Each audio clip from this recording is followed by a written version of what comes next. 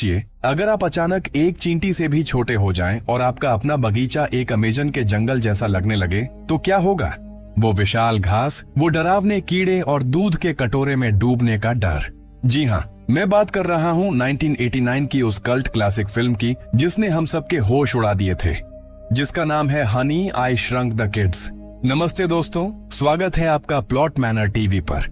कहानी की शुरुआत कैलिफोर्निया में रहने वाले जालिंस्की परिवार से होती है। उनका घर बाहर से बिल्कुल साधारण दिखता है, लेकिन उसके अंदर एक ऐसी प्रयोगशाला है जहां विज्ञान के नियमों को चुनौती देने वाले प्रयोग किए जा रहे हैं। इस प्रयोगशाला में काम कर रहा है वेन जालिंस्की, जो थोड़ा सनकी लेकिन बेहद प्रतिभाशाली आविष्कारक है।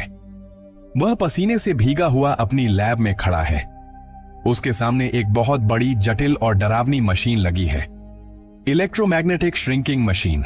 वेन का सपना है कि वह चीजों के आकार को छोटा कर सके। उसका मानना है कि अगर चीजें छोटी हो जाएं, तो दुनिया में जगह और संसाधनों की समस्या काफी हद तक हल हो सकती है।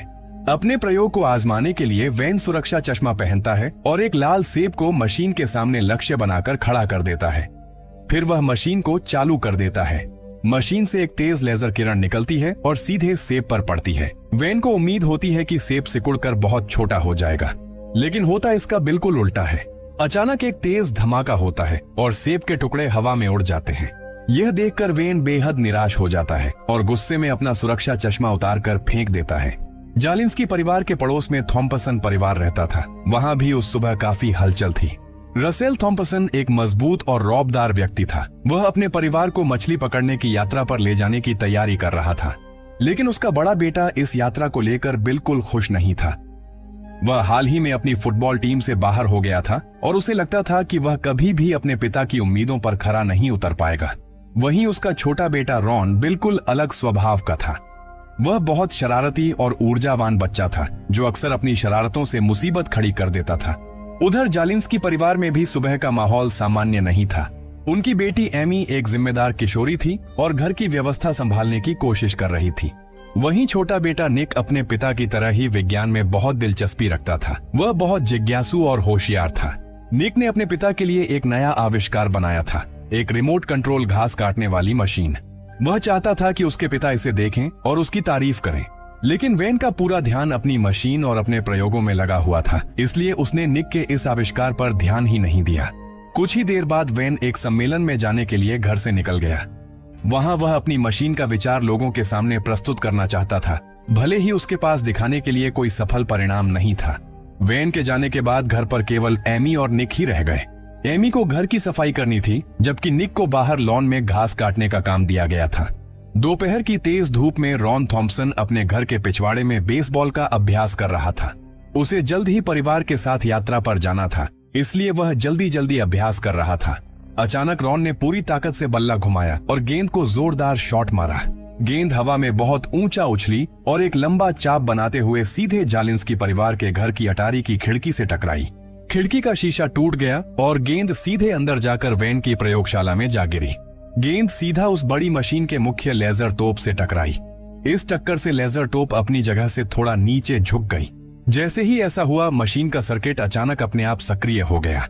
अब तक यह मशीन वस्तुओं को सिकोड़ने के बजाय उन्हें जला देती थी, क्योंकि लेजर का तापमान बहुत ज्यादा था।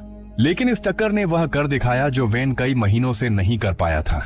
लेजर की तीव्रता अचानक संतुलित हो गई। उधर रॉन और उसके छोटे साथी लिटिल रस, वेन को तुरंत समझ आ गया कि उनसे बड़ी गलती हो गई है।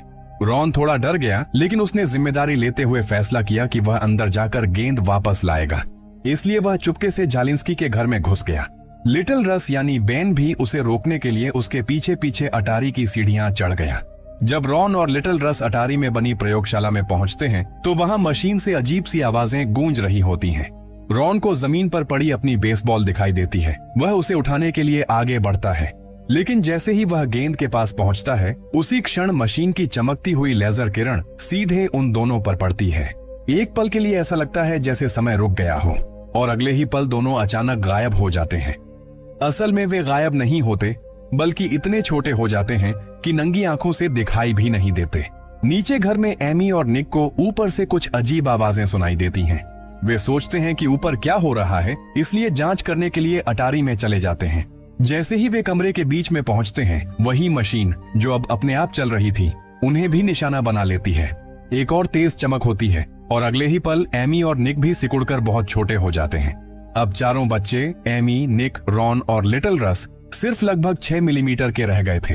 वे फर्श पर खड़े होकर एक दूसरे को हैरानी से देख रहे थे, लेकिन अब उनके आसपास की दुनिया बिल्कुल बदल चुकी थी।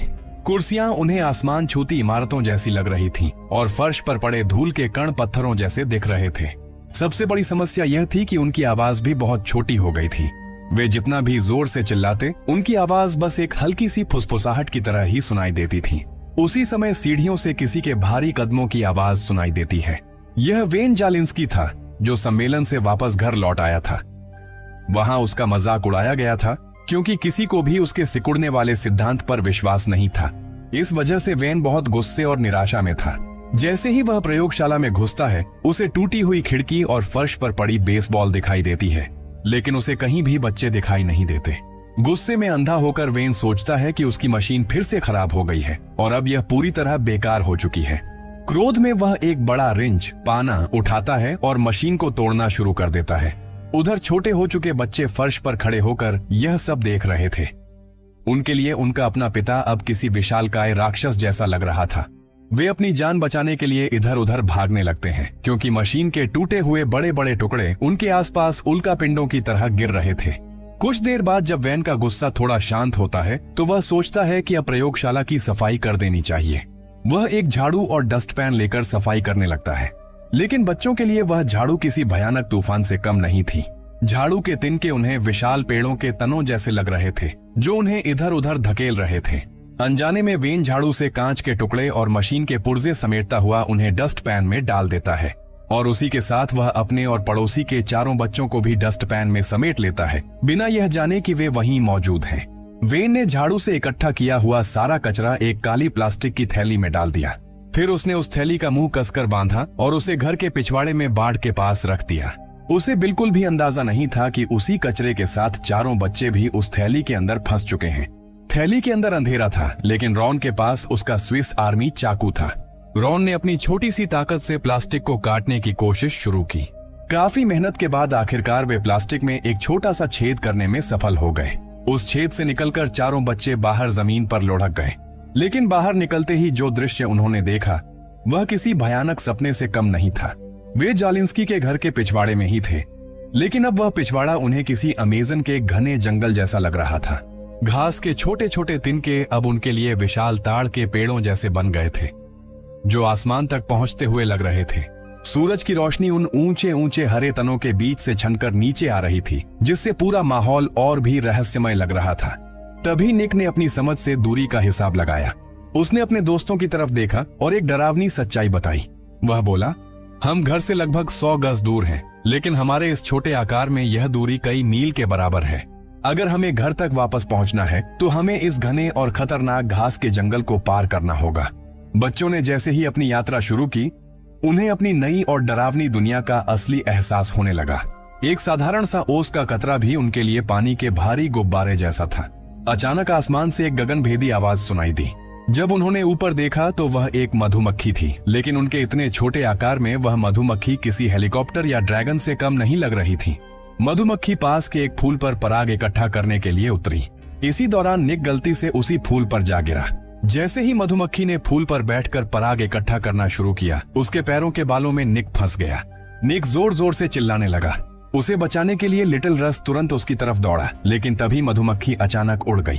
अब निक और लिटिल रस मधुमक्खी के शरीर से लटके हुए हवा में उड़ रहे थे। यह उनके लिए एक डरावनी लेकिन रोमांचक हवाई यात्रा बन गई थी। कुछ देर बाद मधुमक्खी उन्हें दूर कहीं गिरा देती है। इस घटना के बाद बच्चों का समूह 2 हिस्सों में बंट जाता है। एक तरफ एमी और रॉन और दूसरी तरफ निक और लिटिल रस। उधर घर के अंदर वेन जालिंस्की अभी भी प्रयोगशाला में सफाई कर रहा था। तभी उसकी नजर एक अजीब चीज पर पड़ी। उसने देखा कि उसकी पालतू बिल्ली का सोफा सिकुड़कर बिल्कुल छोटे खिलौने जैसा हो गया है। यह देखकर वैन के दिमाग में बिजली की तरह एक विचार आया। उसे अचानक समझ में आ गया कि उसकी मशीन सच में काम कर रही थी। उसने जल्दी जल्दी सब बातों को जोड़ना शुरू किया। टूटी हुई खिड़की, फर्श पर पड़ी बेसबॉल और सबसे बड़ी बात, गायब बच्चे। वैन को जैसे ही सब समझ में आया, वह डर से चीख पड़ा, हे भगवान, मैंने बच्चों को सिकोड़ दिया। और इससे भी बुरी बात यह थी कि उसने अनजाने में उन्हें कूड़े में फेंक दिया था। यह सोचते ही वेन घबराकर पागलों की तरह घर के पिछवाड़े की ओर दौड़ा। वह सीधे उस काली कूड़े की थैली के पास पहुंचा और उसे तुरंत फाड़ डाला, लेकिन अंदर उसे कुछ भी नहीं मिला। थैली के अंदर सिर्फ एक छोटा सा छेद था। यह देखकर वेन समझ गया कि बच्चे उस छेद से बाहर निकल गए होंगे और अब वे घास के बीच कहीं खो गए हैं। अब उसके सामने एक बहुत बड़ी समस्या थी। अगर वह घास के मैदान में सीधे कदम रखता तो हो सकता है कि अनजाने में ही वह बच्चों को कुचल देता। इसलिए उसने एक खास तरीका सोचा। वेन ने एक झूले जैसा ढांचा बनाया जिससे वह घास के ऊपर हवा में लटक कर पूरे मैदान को ध्यान से देख सके और बच्चों को ढूंढ सके बिना उन पर कदम रखे।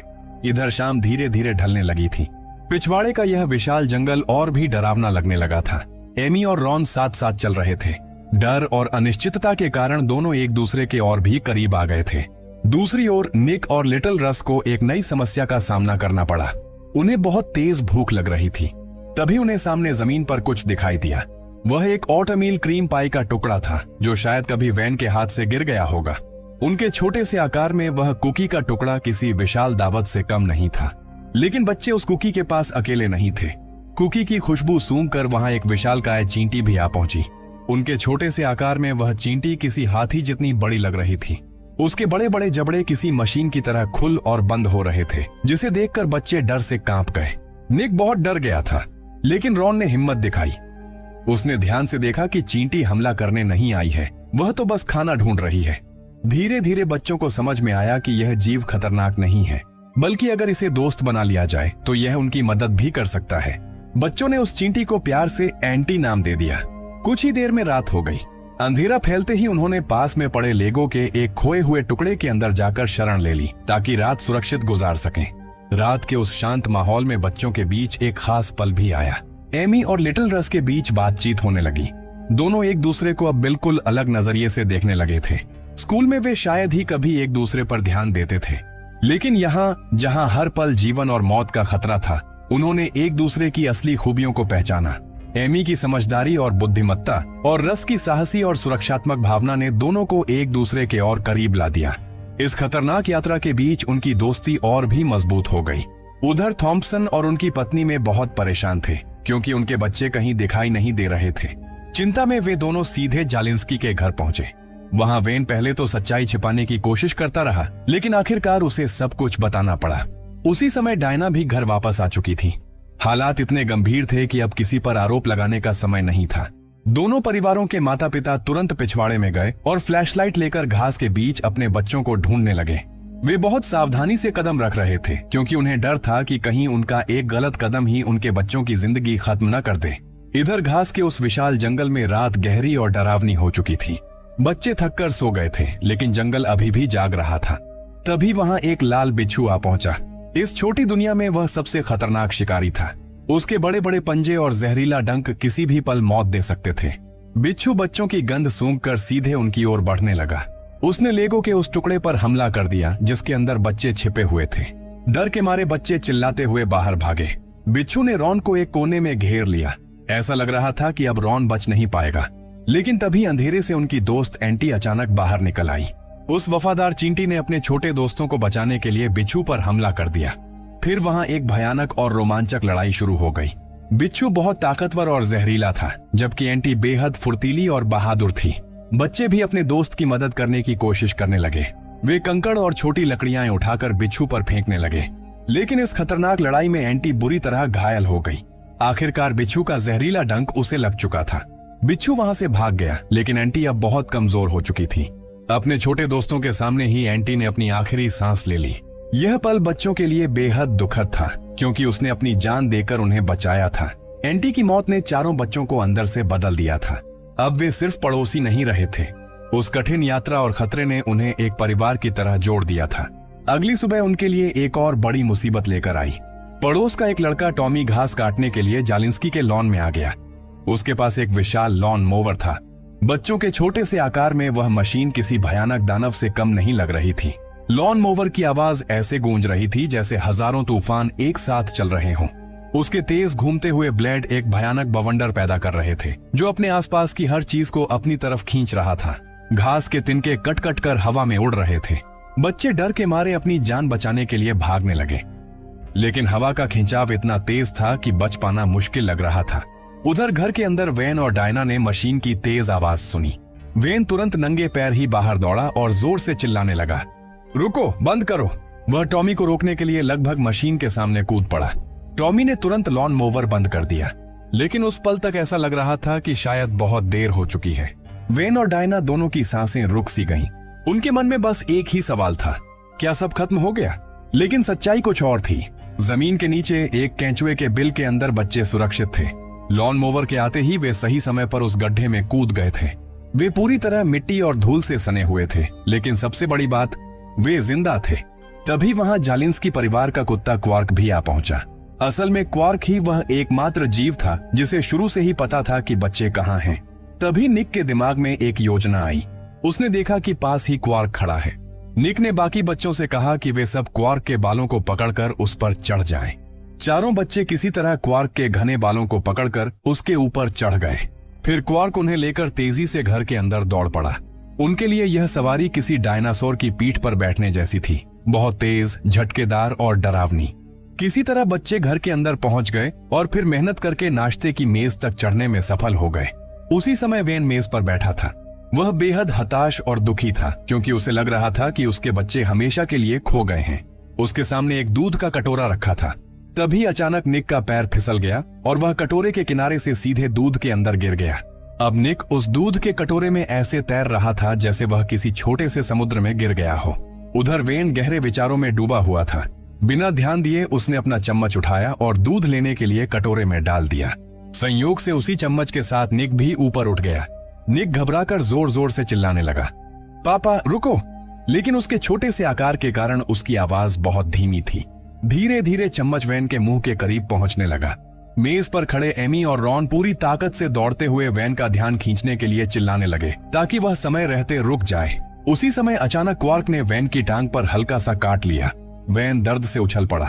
जैसे ही उसने नीचे देखा, उसकी नजर दूध के कटोरे में तैरते हुए एक छोटे से हाथ पर पड़ी। वह ध्यान से देखने लगा, फिर उसकी आंखें फैल गईं। वह भावुक होकर बोला, निक! उसकी आंखों में तुरंत आंसू आ गए। वह खुशी से चिल्लाया, डायना, वे मिल गए, वे मेरे नाश्ते में हैं। अब बच्चों को ढूंढ तो लिया गया था, लेकिन सबसे बड़ी चुनौती अभी बाकी थी। उन्हें फिर से बड़ा कैसे बनाया जाए? वेन तुरंत भागकर अपनी प्रयोगशाला में गया। उधर बच्चे मेज पर इंतजार कर रहे थे। वे दूध से भीगे हुए और थोड़े चिपचिपे थे, लेकिन इस बात से बहुत खुश थे कि आखिरकार वे अपने माता पिता के पास पहुंच गए हैं। वेन ने जल्दी जल्दी अपनी मशीन को फिर से ठीक किया और उसे चालू करने की तैयारी करने लगा, लेकिन मशीन अभी भी पूरी तरह स्थिर नहीं थी। थॉम्पसन, जो अब तक वेन को पागल समझता था, अब पहली बार उस पर भरोसा करने लगा था। वह आगे बढ़ा और वेन के कंधे पर हाथ रखकर बोला, कर दिखाओ वेन। वेन ने बच्चों को मशीन के सामने सावधानी से खड़ा किया। उसके हाथ डर और चिंता से कांप रहे थे। फिर उसने धीरे से मशीन का बटन दबा दिया। मशीन से एक तेज लेजर किरण निकलकर बच्चों पर पड़ी। कुछ पल के लिए पूरा माहौल तनाव से भर गया। सबकी सांसें थम गईं। किसी को नहीं पता था कि अब क्या होगा। क्या बच्चे फिर से और छोटे हो जाएंगे, या फिर मशीन की ताकत से वे फट भी सकते हैं? अचानक मशीन से एक जोरदार विस्फोट जैसी आवाज आई। सब लोग डर से एक पल के लिए जम गए, लेकिन अगले ही पल कुछ अद्भुत हुआ। चारों बच्चे अचानक अपने असली आकार में वापस आ गए। उनके कपड़े फटे हुए थे, शरीर मिट्टी और धूल से सना हुआ था, लेकिन सबसे बड़ी बात यह थी कि वे पूरी तरह सुरक्षित और सामान्य थे। यह देखते ही वहां खुशी और राहत का सैलाब उमड़ पड़ा। थॉम्पसन ने तुरंत अपने दोनों बेटों को गले लगा लिया। पहली बार उसने लिटिल रस को बिना किसी उम्मीद या दबाव के प्यार से देखा। उसने रॉन को भी गले लगाया और चूमा, जिसे वह पहले अक्सर नजरअंदाज कर देता था। उधर डायना और वेन ने भी एमी और निक को अपनी बाहों में कसकर भर लिया। अब सब कुछ बदल चुका था। जालिंस्की और थॉम्पसन परिवारों के बीच अब कोई दूरी या दीवार नहीं रह गई थी। कुछ समय बाद सभी लोग साथ बैठकर जश्न मनाने लगे। वेन ने इस खुशी के मौके पर एक बड़ा टर्की बनाया था। इस बार उसने अपनी मशीन का इस्तेमाल करके टर्की को बड़ा नहीं किया था, बल्कि उसे सामान्य तरीके से पकाया था। अब सभी लोग एक ही मेज पर साथ बैठकर खाना खा रहे थे। निक और रॉन अब अच्छे दोस्त बन चुके थे और साथ मिलकर नए नए आविष्कारों के बारे में बातें कर रहे थे। वहीं एमी और लिटिल रस एक दूसरे की तरफ देखकर हल्की सी मुस्कान साझा करते हैं। उनकी मुस्कान यह दिखा रही थी कि उनके बीच का रिश्ता उस खतरनाक जंगल की यात्रा के बाद और भी खास बन चुका है। अंत में एक मजेदार दृश्य दिखाई देता है। वेन ने गलती से अपने कुत्ते के लिए रखी हुई डॉग बिस्कुट पर मशीन का प्रयोग कर दिया था और अब वह बिस्कुट अचानक बहुत विशाल हो गई थी। यह देखकर सब लोग हंसने लगते हैं और इसी हल्के फुल्के और खुशहाल पल के साथ कहानी का अंत हो जाता है।